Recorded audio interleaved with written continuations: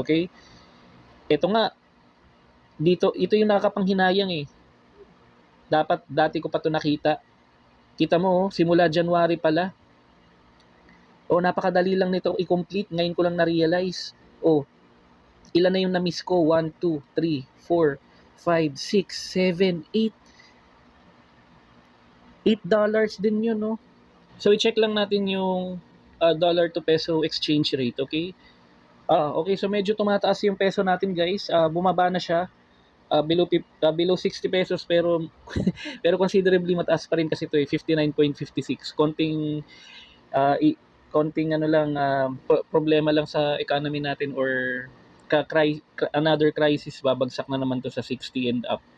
Anyway, good sign naman to na naka-recover yung peso versus dollar. So kung bababa siya ng 55, edi mas okay. Makakahinga-hinga tayo ng maluwag. And as of the date and time ng recording natin ngayon, ito na yung mga panahon na medyo nagsasubside na yung yung oil crisis, medyo bumababa na yung presyo ng gasolina. Pero tignan pa rin natin, monitor na lang natin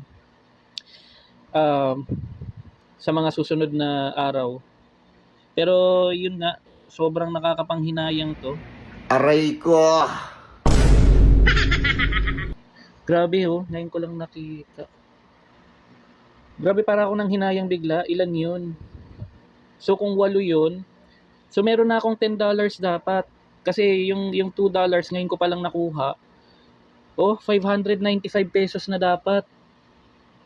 Nakakapanghinayang. Kung hindi nyo pa na-check yung Facebook page nyo, guys, medyo nakakapanghinayang to kasi tignan nyo, 595 na siya. So ang understanding ko sa Facebook, kung masiset up ninyo yung payment option ninyo, ang minimum withdrawal kasi nito 2,500. So okay na sana to, 595. Sana yung feature ng Facebook na to, yung magtagal siya ng kahit 2 to 3 years, malaking tulong na yun. Or sana wag na nilang tanggalin tong feature na to. Kasi nakakatulong siya lalo na sa mga small creators na rising pa lang or nag-uumpisa pa lang, okay? Ayan guys, quick update lang sa earnings ng ating Like Anika Family Vlogs. Sa previous video natin, na-discuss natin na kahit 205 followers lang yung Facebook page ng ating Like Anika Family Vlogs, nagkaroon siya ng $1. And then as of the date and time ng voice over na to, Monday, April 20 to 52 AM Manila time, makikita natin, nakuha na natin yung inaabangan natin from the previous video na another $1. Kaya makikita natin ngayon dito, meron na tayong $2, okay? So, okay, all green tayo as of the date and time ng recording natin in terms of approximate earnings, engagement up by 32,000%, and meron tayong additional or net followers at 10 followers sa ating Facebook page. Maraming salamat po sa mga nag-follow sa Facebook page. Much appreciated rin. And ito yung monetization natin. Check natin yung more details.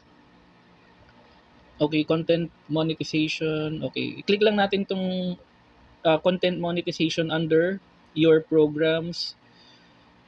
Okay, so ito yung breakdown sa earnings in the past 28 days. Okay, ayan. Ito yung gusto nating i-highlight dito sa video na to.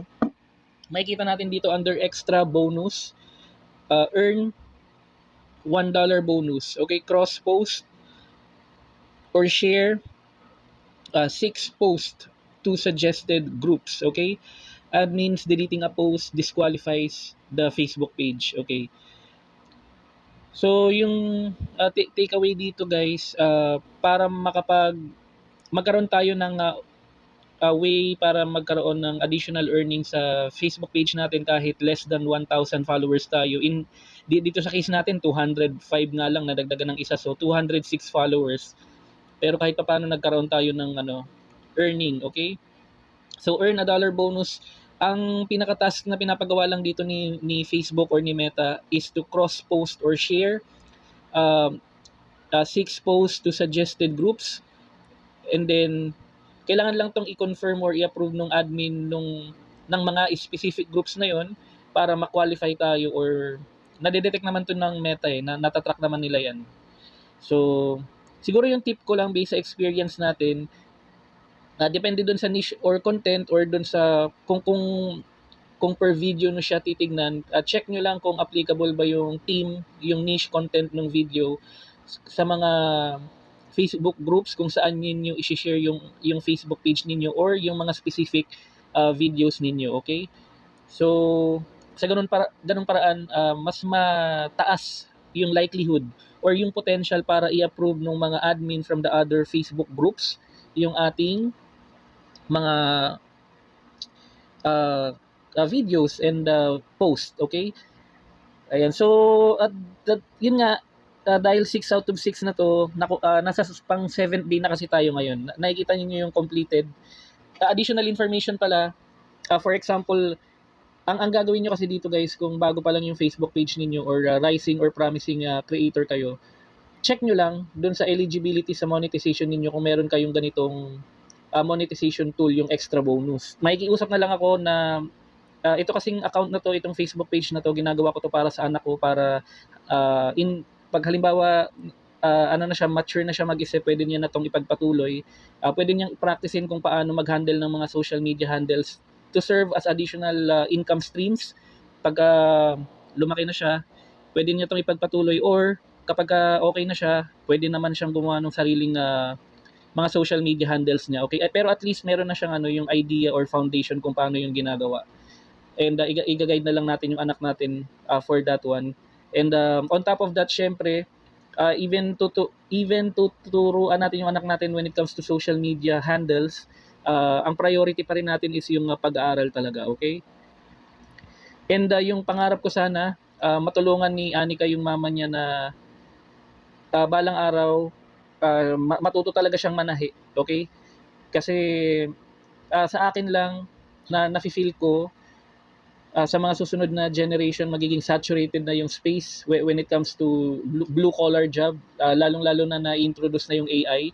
So yung mga trabaho na bihira or talagang yung magkakaroon ng scarcity is yung mga skill set na halimbawa agriculture, yun nga, sewing and clothing business, yung mga ganung bagay. Para sa akin, gusto ko balance and meron siyang skill set na wala yung ibang mga bata sa susunod na generation. And sa ganung paraan, magkakaroon ako ng reassurance na yung anak ko kaya niyang tumayo sa sariling paa niya kapag naging adult na siya, okay?